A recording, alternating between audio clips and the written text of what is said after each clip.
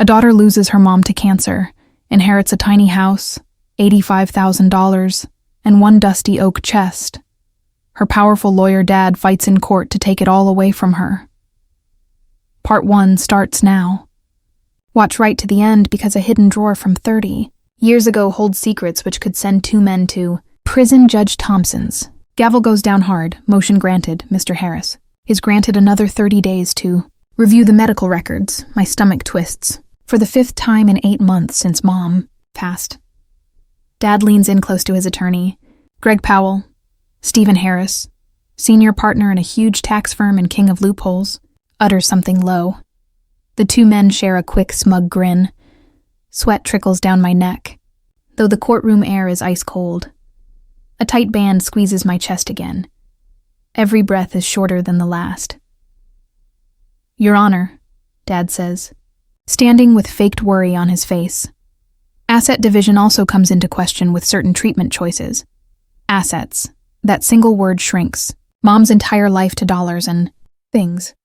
$85,000 in savings. A modest 2-bedroom townhouse in Tacoma in which she rebuilt everything. After the divorce, an antique oak chest that has been in her family for 4 generations. All that remains of Grace Coleman. She took back her maiden name after Dad left, a quiet act of strength in a battle she never chose. He manipulates the system just like previously. 5th continuance, says Megan Foster, my lawyer and old law school friend. Mr. Harris, Miss Coleman has already provided complete medical records twice. The judge simply nods and flips over to the next case.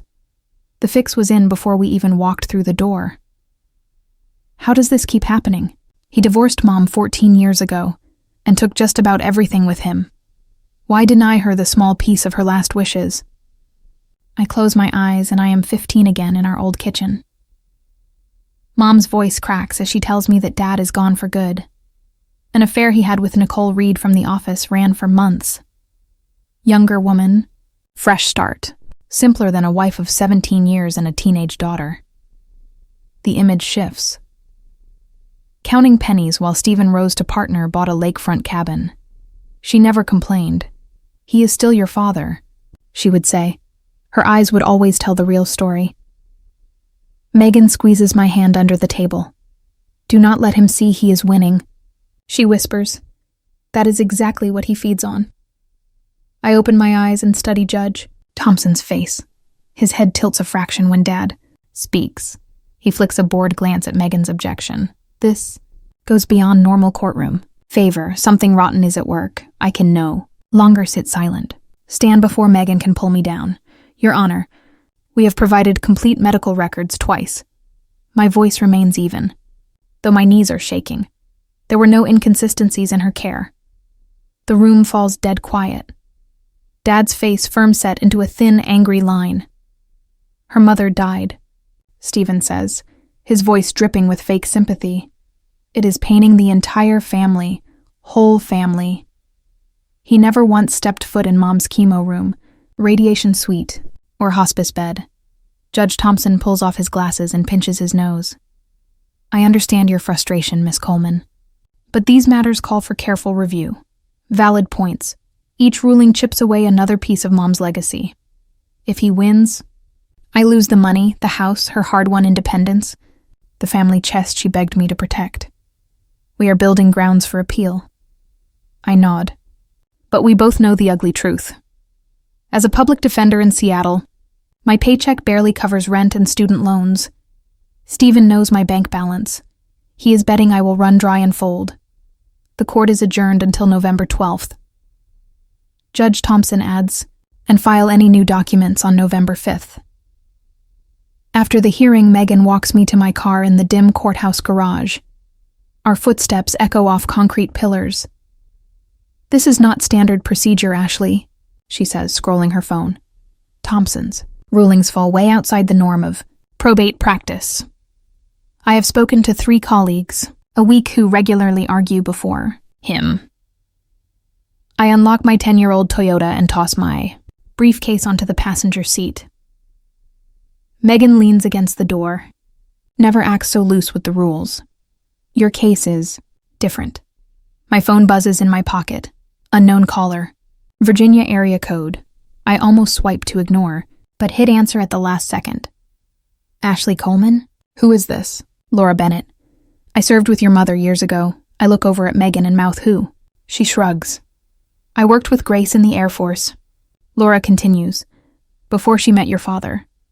Mom almost never mentioned the military. Just 4 years of clerical work before college, where she met Dad. Your mother kept certain chapters locked tight. Laura says, her voice dropping. My pulse spikes. What chapters? Not on an open line. Can we meet tomorrow? Private spot? Noon. Come alone. Line goes dead. Megan watches the color drain from my face. I stare at the dark screen. Maybe nothing. Perhaps the key to everything. I envision Mom's last days in hospice. She gripped my hand with surprising force. Do not let him take this. 2, promise me, your mother deserved better. I tell Megan as a hard edge grows inside me. I will not let them erase her. The next day, weak sunlight filters through the dusty cafe windows. Long shadows dance across scarred wood tables. I arrive a quarter before the hour, nursing a plain black coffee.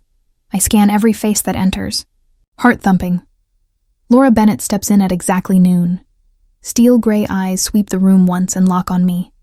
Ashley, right? Not really a question. Statement, not a question. She slides into the opposite chair, orders black coffee, without sugar, waits until the server leaves. Your mother served in Air Force Signals Intelligence. Late 90s, she says, voice low but steady. Operation Blue Wave, not the office clerk story your father spread. After the divorce, my mug freezes halfway to my lips. That cannot be right, Mom. Filed papers before college. One of our sharpest. Analysts. Laura softens for a heartbeat. She had kept silent because of classified oaths, and later because of what she witnessed. Your father and Judge Thompson were junior JAG officers on the same project. They looked at surveillance, limits. Her jaw sets hard. They stretched those limits, far past legal lines. Gathered dirt on politicians. Traded favors for career jumps. Never on official record. Of course. My stomach knots tight. Judge Thompson was hand-picked for her case through back channels. She edges closer and, yours now. Cafe chatter fades to white. Noise as puzzle pieces snap into place. Mom was stripped bare in divorce, despite Dad's cheating.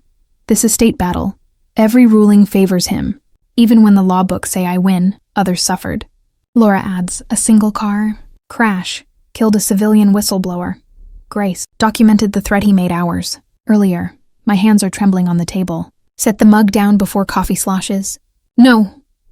She pulls out a slim notebook from her bag and slides it.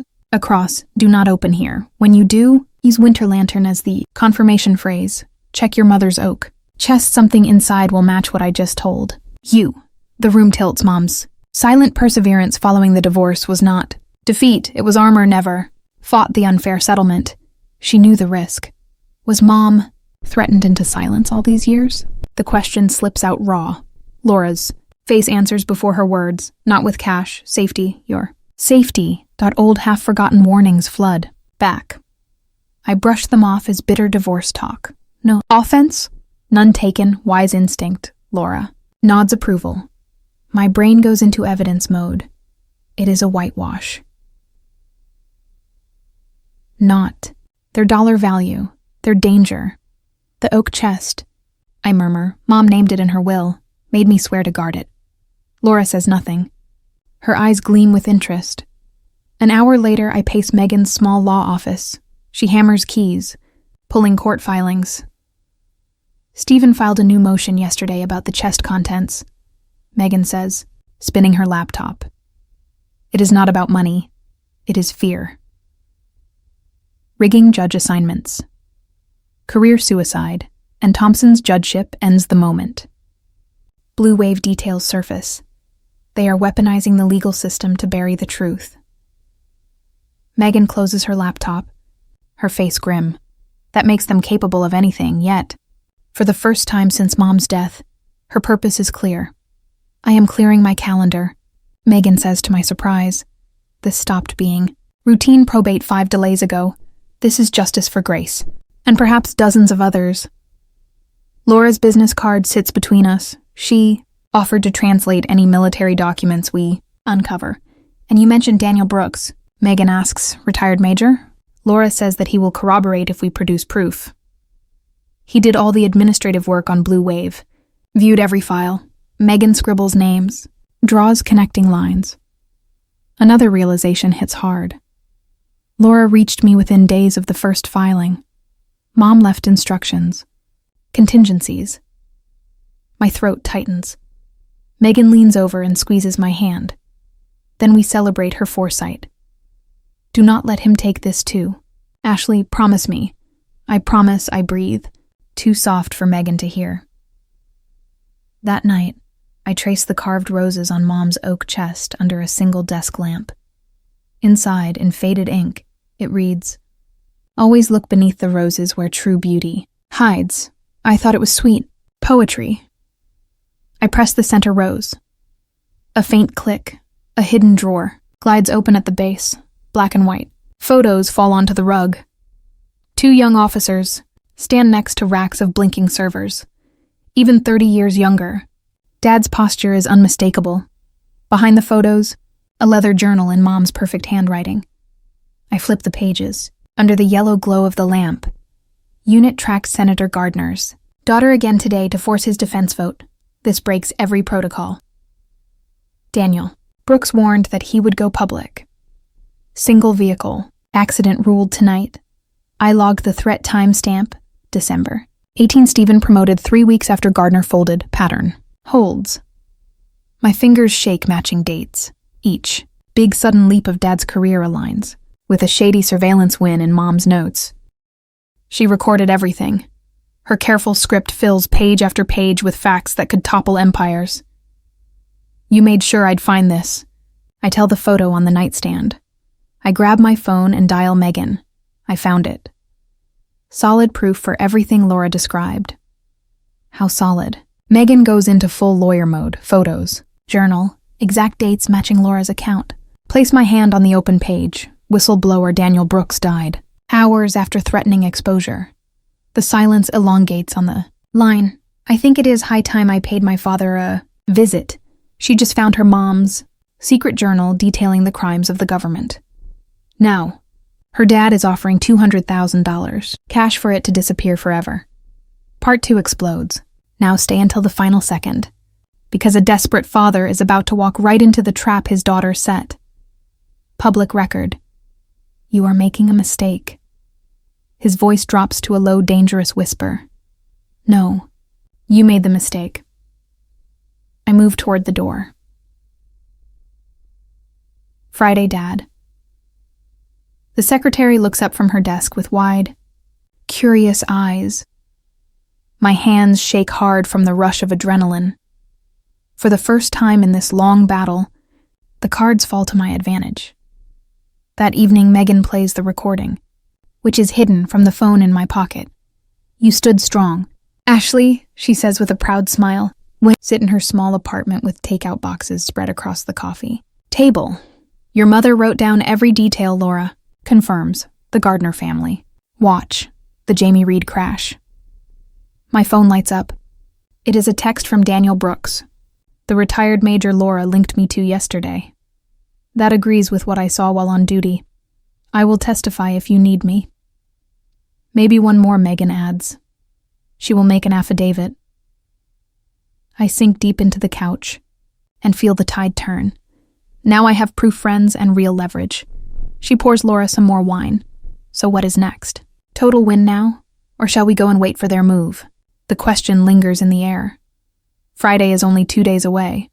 Dad will either back down or double down. I showed him one photo. I say, slow. He knows that more exist. But not how many, let us see. What he tries first, make him show his hand. Shut the journal and feel Mom in. Every neat word. This is just the beginning. The true war with greater stakes waits ahead. The heavy courtroom doors thud shut behind me as I leave Judge Thompson's private room Monday morning. My hands shake a little as I hold the thick stack of new papers up against my chest. Dad's team claims that Mom's chest may contain classified national security files. That's a huge step. Upwards. Stephen was standing there, his face serious, talking about his duty with guarding data secrets. If the court allows open access to possible classified items, we risk breaking national security rules by accident. We push out the courthouse doors into bright Seattle sun. Sudden light blinds me after the dark room, and Thompson just agreed. I keep going. Megan leads me onto a bench under the maple tree that drops red leaves on the lawn. This is directly from the delay handbook I saw it in Whistleblower. Fights. She turns the pages in the process. They are trying to frighten you with charges of federal crime for having classified papers. My stomach knots tight. Criminal. Charges for an inheritance. Left to me on purpose by Mom. They know that something bad for them is inside the chest. I ask. As a worker sweeps leaves from the steps, we run 2 paths at once, keep the probate fight going, but also file a secret ethics complaint about Thompson's ties to Dad's firm. What if they hit harder? They already are. Megan locks eyes with me. The truer option is to fight or to yield. Long shadows stretch across the stone steps as I weigh my few options. His shadow feels like a dark cloud in this tight space. Ashley, we need to talk about your court dates this week. Close the ethics research tab, quickly. Sure. You have missed 3 early hearings this month. Lisa had to take your teen case yesterday. I know I have been handling some family issues. Your team covers the additional workload while you sort out this inheritance mess.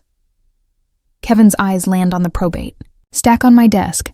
I get that family comes first, but your clients here need you 100%. Nothing has been left behind. People's freedom depends on us being there. Drop my face into my hands after he walks off. This money drain from this case quickly empties my small savings. I added up the costs last night. At this rate, 2 more months and I am broke, unless I grab extra work or quit the fight. I step out to the tiny courtyard behind the building. What is wrong? Dad's lawyers just filed more motions. They want all copies of chess documents turned over to the court. I cannot keep on missing work for this. That is not all Megan says. I think that somebody watches my office. My tired body feels heavier. This morning, an unidentified caller told me to drop the case before it goes too far. Just a hoarse voice then hung up. She told the police. A vague threat? I kick a small stone lying on the ground. Last night, someone busted my car window. Cops called it a random crime. They try to intimidate you because you intimidate them. This shows we hit something big. Is clearing Mom's name worth losing all I built? My job, my money, maybe my safety? The question hangs heavy between us, and the rain picks up. Ashley, I really shouldn't say this, she whispers. My heart pounds loudly. You are sure? I saw them enter Thompson's back door while I dropped papers next door. Sarah stops for a breath. I take a pen and paper. Sarah, this could change everything. There is more. She says I heard Thompson's clerk talk to your dad's assistant. Stephen's firm does all of Thompson's personal taxes. After the call, I sit frozen, taking it in. Sarah confirmed the secret meeting that I told her. Megan nods slowly. These ethics breaks give us power without showing the classified cards yet. I nod, feeling stronger than in weeks. Rain slams the windows as we finish. That means we lead. Miss Coleman, my client wants a settlement meeting today if you can. Puget Sound sparkles behind him a clear power play. Stephen will cease all challenges to your mother's estate. You get the full will, the savings, the townhouse, all of it. A family piece from his side. You know, my client reflected upon family history. No, I say flat. The chest stays with me. That is it. 200,000. One more thing Powell adds is casual. This deal ends at close of business today. I go back to Megan's office, circling it while she reads the settlement. No, promise we win the big fight. The voice of Mom echoes in my mind. Doing. Right matters most when it hurts, she said. This could take years. From the hall Megan's, paralegal leans in. The young lawyer next door thinks, different. I see the mirror. I study the settlement. And one line bugs me. There, in Section 14, is a full silence agreement. It all connects. Stephen is less scared of the chest compared to the board connecting dots. Your choice? Mom earned justice, not hush money. I hang up and meet Megan's eyes across the desk. I nod, calm inside. Megan smiles small, maybe I say, and pick up the tossed papers. But I do this because it is right. Yes, Megan sorts neat piles. We don't handle Blue Wave specifics unless absolutely necessary. Daniel Brooks, gray hair straight back like old soldier, checks his statement one more time. The Leonard Thompson project meetings. The illegal data grabs it all. Whenever Judge Ramirez asks about their past, I say, Dad and Thompson worked a government job, kept money ties, and hid it all. Clear, strong, true wins hearts. The judge disappears on sudden sick leave. This is the explosive finale. Every second counts when a buried military past finally drags corruption into the light and changes lives, forever. His hands shake a little. But I will not stop. Judge Thompson cancels 3 hearings and claims health problems, Megan tells me after Dad leaves, with building guards. I glance out the window at the plain gray car which follows me from work to home all through the week, not, well, Stephen wants a silent deal, public. Fight desired by Thompson with national security excuses. They hurt one another. If they cry national security, we hit back with your public defender skills. Layer by layer. Surface problems first. Deep proof ready if needed. The team works all night. When all leave, I shut my eyes. I need this quiet time before it all shifts. Grace Coleman, beloved mother. Once we say this in open court, there's no going back, she warns. He walks up to them with fresh deal papers. I shake my head without a glance. Judge Thompson's name, Dad's job, their years of control all balance on today's words. For the first time since this has started, I tell Megan at the doors that I feel no fear of them. The courtroom hums with life. My heart beats steady, not wild like before, but with the sure rhythm of a person who knows the path. Megan is whispering as she sets our files on the table. I hear him mutter to Powell as they sit opposite. Her name for detail is known. This is what we want. We ask to close the room on national grounds. You may argue the removal motion. Megan gets up. Her voice is even and clear. Your Honor, these claims involve secret security facts, not for open court. Judge Rivera looks over her glasses. I hear your worry, counselor, but I need exact points. What without saying secrets? Security risk. We show that Judge Thompson prepared Mr. Harris's personal taxes for 3 years while presiding over this case. Judge Rivera's face changes, mouth tight with worry. These are heavy claims, Miss Foster. We have proof. Your Honor, Megan slides the folder up. Emails regarding tax plans and meeting notes during the case. The judge reads each page, frown deep. Stephen stares forward, knuckles white on the table edge. Other lawyers watch with open interest. Winter Lantern, Blue Wave. Your Honor, I go on voice firm. She wrote it all before my mother died.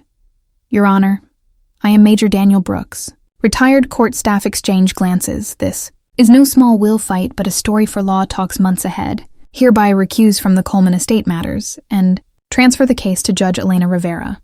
Your Honor, Powell says we ask for a short break to rethink after this. You do not know what you do. He whispers, edge of fear. I know, exactly. No, Dad. For the first time ever, I see my father step back. That afternoon, Powell files a drop notice. We sit before Judge Rivera as she reads the case past with clear doubt. With the fall and my viewing the will and health records, the court finds Grace Coleman sound at the time she wrote her will. 8 months of battle for seeing Mom's honor questioned over at last. Outside, a local law paper reporter approaches. As the reporter goes, Sarah, the clerk, passes with file arms full. She stops beside me. Megan gives my arm a squeeze as we walk towards the elevator. We won full. Her small savings, the townhouse I grew in, and the oak chest with her journals and photos stay with me as she had planned. Inside the proof that broke my father. The chest holds more than court wins. The woman, before she was mom, before Stephen Harris, the life she left Judge Thompson's health leave hit. Yesterday's court news. We write on Judge Thompson's unusual step. Down top judges do not quit mid-case for no reason. Some wins stay private. See what came today. Full access, no limits. The chest sits in my living room, brass shiny in sun. All Mom wanted me to have is mine by law. Grace never spoke because she shielded you, Laura says and pats my hand. Your mother would cheer how you carried this. She fought with notes and weight. Mom's photo frame's on my work desk. Not the funeral one, but Laura's gift. Gracie in Air Force gear. Young, sure, eyes full of drive. I mentor new public defenders on ethics lines in hard spots. Stephen lost partner spot after firm check. Him with less work. Me with more sureness. Let the joy of truth out. And I call it steady justice. When steps guard truth, I set her books on the shelves, show her photos, place her blue vase for the sun to catch. Last month, a young woman came to my office with a known tale. I did not just listen. I took a fresh pad. By Fund Aid, 3 wrong judge acts are already acted out. Next year, we grow. Maybe add law student talks about ethics in work. The wind of fall moves the oak leaves above as I am sharing fund news with cases. My plans for university law talks. I think of all she hid to guard me. Sometimes, it knows just when and how to use the truth. The secrets are safe, the corrupt get exposed, and one daughter turned pain into power for many. Subscribe and ring the bell. Real justice stories drop weekly. Silence shields the guilty.